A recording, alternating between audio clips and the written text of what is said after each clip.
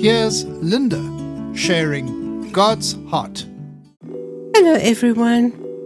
Thank you for joining me to reflect on the importance of the powerful unjust judge parable of Jesus in Luke chapter 18. Let's hear it in its entirety.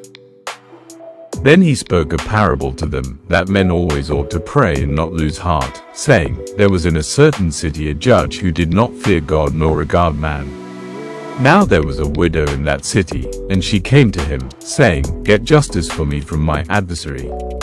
And he would not for a while, but afterward he said within himself, Though I do not fear God nor regard man, yet because this widow troubles me I will avenge her, lest by her continual coming she weary me. Then the Lord said, Hear what the unjust judge said. And shall God not avenge his own elect who cry out day and night to him, though he bears long with them? I tell you that he will avenge them speedily. Nevertheless, when the Son of Man comes, will he really find faith on the earth?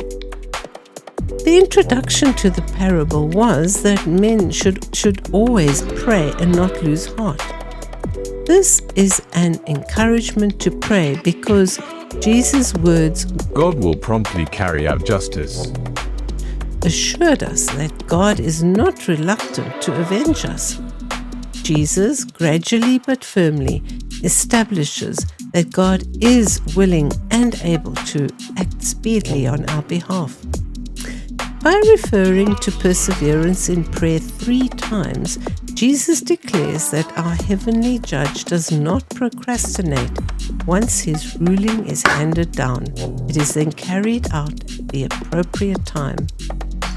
The unjust judge's reluctance heavily contrasts with the Father's willingness to intervene on our behalf. The message is to pay attention to fellowshipping with the Father in prayer, rather than wondering about the upcoming execution of justice.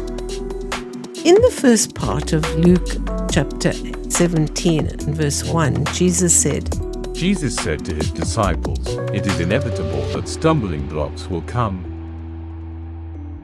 The word for stumbling blocks is translated offenses at times. It also refers to opportunities to sin as well as attempts to cause us to stumble.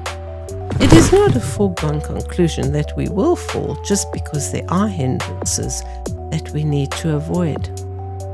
And I believe that God's heart for us is, My dear child, since you are surrounded by so great a cloud of witnesses who have gone before you and are now enjoying life with me in my home, I urge you to lay aside every weight and the sin which ensnares so easily.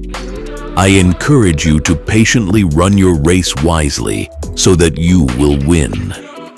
Look unto my Son, the author and finisher of your faith, who for the joy that was set before him endured the cross and despised its shame. Whilst he was suffering, he ignored the humiliation and dishonor by looking beyond his torment. He saw you praising and worshiping because you have a father-child relationship with me. Jesus is now sitting at my right hand, where he always intercedes for you. Therefore, do not cast away your confidence, which has great reward.